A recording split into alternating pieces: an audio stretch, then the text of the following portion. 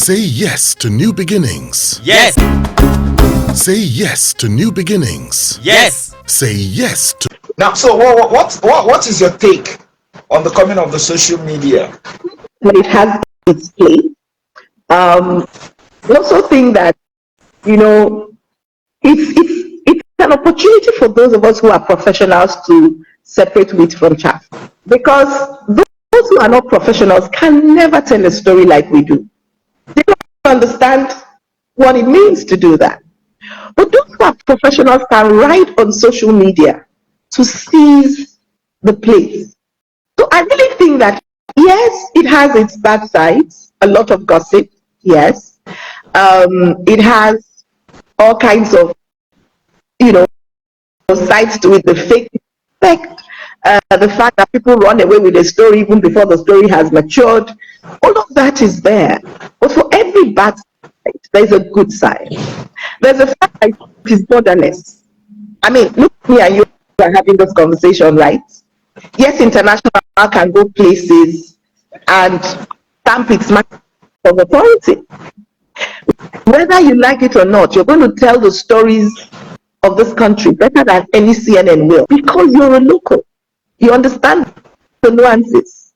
You know the nooks and there are places you will go and you don't need security. It provides a huge opportunity for us to explode and explore, and it leaves a lot of history for those coming behind us. So I think that there are good sides. Okay. There are tons of bad sides, but I like to see this glass as half full. Now, at some point, you delved into politics, even though your father has always been one. What prompted your going into politics? I never quite went into politics. Okay. The day I was sitting in the newsroom, we were having an editorial meeting, and I got a phone, and the person said, "This is Chibike Rotimi Amechi. Can you stay tomorrow?"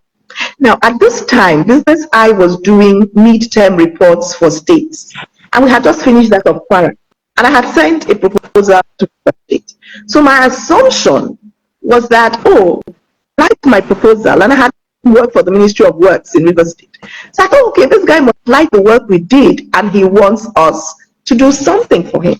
So I called a meeting of the call came, I was with my deputy editor, Semiu Salami, my editor, Chooks, and we talked about it. I said, we do that letter for us, So I got to Wale them, let's have the letter, all of us, hoping that was what it was for.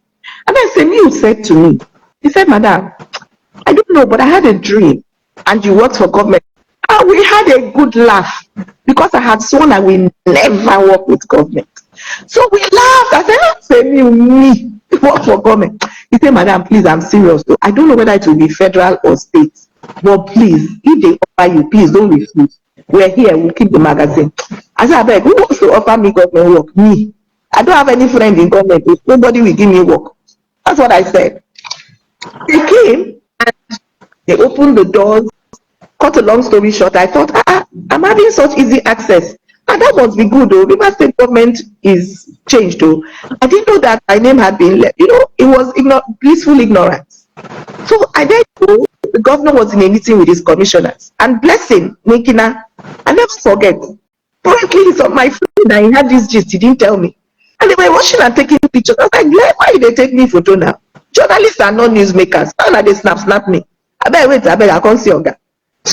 I didn't know that everybody in River State but me knew that I was being wanted for commissioner for information. I had no clue. So the governor stepped out to see me, His Excellency Right Honorable Chibike Amechi. And I go to him and I said, thank you so much for going to see us. This is the letter. This is our magazine. This is what we did for. I said, that's not why I called you. I said, He said, will you accept if I ask you to be commissioner for information? I was taken aback. I was like, where is that coming from? I said, Your Excellency, I don't need to be your commissioner to with you.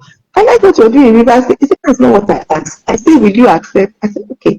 Your Excellency, please give me time to think about it. Because truly, I was taken aback. It was a strange request. I didn't see it coming. And I didn't know how to respond. But please, can I just think about this? I had just started my magazine. It was about This was 2009. So my magazine was 2 years old. I started it on the 7th of July 2007. My son was 9. So I had to think about a lot of things.